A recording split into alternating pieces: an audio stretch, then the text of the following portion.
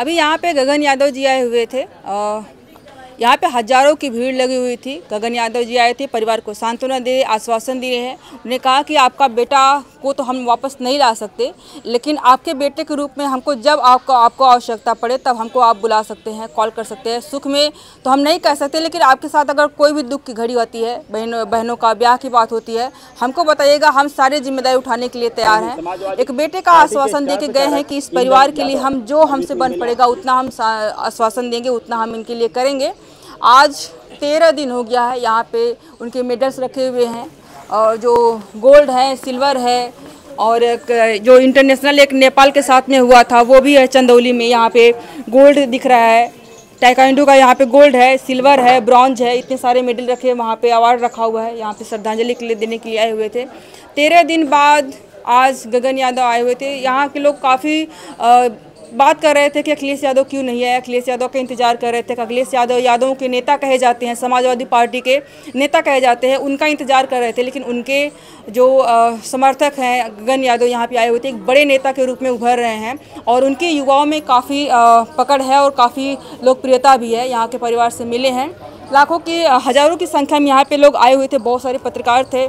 क्या क्या बातें हुई है, उनके पिताजी से भी हम बात करेंगे, माताजी से बात करेंगे, लेकिन जो जो चीज़ें हमने सुनी है वो इतना था कि आश्वासन भरपूर देकर गए हैं। उन्होंने न्याय की बात करी है। उन्होंने कहा कि जो लालता यादव घर है, जिसके वजह से सारा विवाद हुआ था, अगर बुलडोजर की कार्रवाई होती है तो भी वहाँ पे अनुराग यादव की एक प्रतिमा बननी चाहिए। अगर नहीं बुलडोजर की कार्रवाई होती है, खुदा न खास्ता, तो भी उस बिल्डिंग को अनुराग यादव के नाम पे कर देना चाहिए, ताकि उसको अनुराग यादव के रूप में एक संरक्षित भवन के रूप में देखा जाए। वहाँ पे उनके म्यूजियम, उनके जो फोटोज़ हैं, उनके जो मेडल्स हैं, वहाँ पे सजाया जाए, ताकि वो लोगों के दिलों में ज़िंदा रहें। दुनिया में तो नहीं है, लेकिन लोगों के दिलों में ज़िंदा रहें, कोई उनको भूल ना पाए। प्रतिमा की बात तो बहुत सारे लोग आए किए, और बुलडोजर कार्रवाई का सभी लोग कह रहे हैं कि नियम कानून संविधान में नहीं लिखा है, इस पर बैन भी लग गया है, तो बुलडोजर की कार्रवाई के लोग बात तो नहीं कर रहे। लेकिन जो विवादित ज़मीन है उस पर लोग कह रहे हैं कि अनुराग यादव की प्रतिमा जरूर बननी चाहिए, ताकि वो दुनिया से भले ससरी निकल गए, लेकिन उनके नाम जो है हमेशा अमर रहना चाहिए। यहाँ पे जो अनुराग यादव के कोच हैं, जो ताइक्वांडो के कोच उनको सिखाते थे,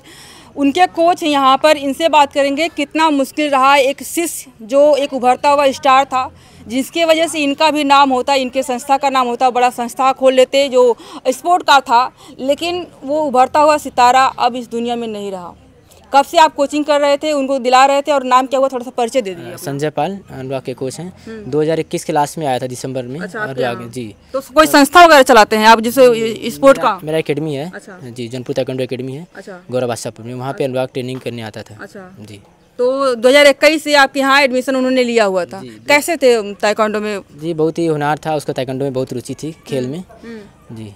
क्या क्या बातें होती थी कि मतलब ओलंपिक तक जाएंगे, देश का नाम रोशन करेंगे? जी, उसका सपना था कि ताइक्वांडो में ओलंपिक तक जाने का। वैसे वो नेशनल खेला था, ओपन नेशनल में उसका सिल्वर मेडल था, और इंडो नेपाल इंटरनेशनल था, उसमें उसका ब्रॉन्ज मेडल था 2022 में। जी। एज ए कोच आपको गर्व हुआ हो रहा होगा? जी, गर्व तो मुझे बहुत है, और मेरा भी सपना था कि उस लेवल तक मैं उसको पहुंचाऊं अनुराग को। अनुराग के साथ साथ उसकी एक छोटी बहन आराधना, वो भी स्टेट लेवल खेल के आई थी बलिया से। जी। तो अभी आप उनको जो है कि कोचिंग करवाएंगे, वहाँ तक पहुँचाने का प्रयास करेंगे कि मतलब इनका सारा जो हमारा हुनर है, ज्ञान है, इन्हीं को हम भर दें, अनुराग तो हमारे बीच अब नहीं रहा? जी, मैं ऐसा करूँगा, उस लायक उस काबिल बनाऊँगा उसकी बहन को। जी। एज ए गुरु, आपका शिष्य आपके आंखों के सामने इस दुनिया से छोड़ के चला गया, क्या कहना चाहेंगे? जी, क्या कर सकते हैं, अनुराग तो वापस तो आएगा नहीं, लेकिन उसको न्याय दिलाने के लिए मैं जी जी। यहाँ पे एक पड़ोसी ज़मीन का विवाद रहा, और ज़मीन का विवाद लगभग ऐसा कोई गांव ही नहीं होगा, ऐसा कोई परिवार ही नहीं होगा, अगर कोई दब रहा हो तो वहाँ पे नहीं होगा, बाकी अगर दोनों पक्ष बराबर हैं तो ज़मीन का विवाद होते रहता है। किसकी लापरवाही लगती है? पुलिस प्रशासन, राजस्व विभाग, सरकार, किसकी लापरवाही लगती है? सबसे पहले तो हम पुलिस प्रशासन की लापरवाही से हुआ है। जो जिस दिन मई में मोदी जी आए थे, उस दिन वो कट्टा लहरा रहा था मारने के लिए, वो हमने थाने पे कंप्लेंट किया, उस दिन सुनवाई नहीं हुई। अगर उसी दिन सब लोग जांच पड़ताल किए होते, घर में पिस्टल कहाँ से आया, कैसे रखा गया है, तो दोषी तब तक पकड़े गए होते उसी दिन। इन सब बारे में कभी बात होती थी कि सर हमको डर लगता है, वो काफ़ी पावरफुल है, उनके पास हमको हथियार लेके दौड़ा रहे थे, कैसे क्या करें हम? जी, ऐसे लोग धमकी तो देते थे मारने के लिए, लेकिन जी बताते थे, लेकिन कभी ऐसा किसी को विश्वास नहीं था कि मार देंगे। व्यवहार में कैसे थे वो जब आपके यहाँ जाते थे बातचीत में? बात व्यवहार में तो बहुत सज्जन लड़का था, किसी लड़ाई झगड़ा से किसी से नहीं करता था, उसको पढ़ाई और खेल में बहुत रुचि थी। हंसमुख थे कि शांत थे? नहीं, बहुत हंसमुख लड़का था वो। जी। बताइए, मतलब इस तरह की चीज़ें होती, जिस तरह से बता रहे हैं कि हथियार लहरा रहा जिस दिन यहाँ पे मोदी जी आए हुए थे।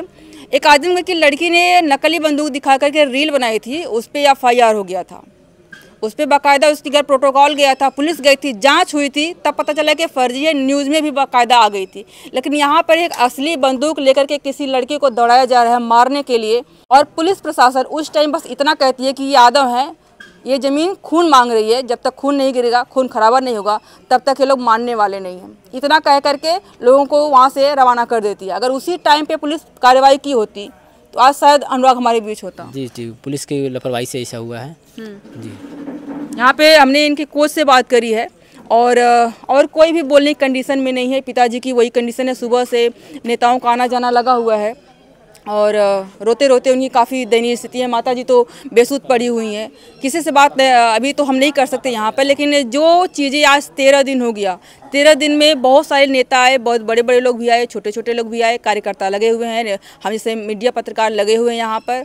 इस मुद्दे को गर्म करने के लिए आप लोग जो है कि जिंदा रखने के लिए, ज्वलंत रखने के लिए आप लोग भी इसको शेयर करते रहिए, लाइक करते रहिए और इसको वायरल करते रहिए, ताकि ये मुद्दे को ज्वलंत करते रहें और अनुराग को न्याय मिल सके। आपको क्या कहना है? आज 13 दिन बाद गगन यादव जी आए हुए थे, अखिलेश यादव जी के आने का भी आश्वासन देकर गए हुए हैं। यहाँ पे न्याय की पूरी तैयारी चल रही है। अभी के लिए इतना ही, बहुत बहुत धन्यवाद।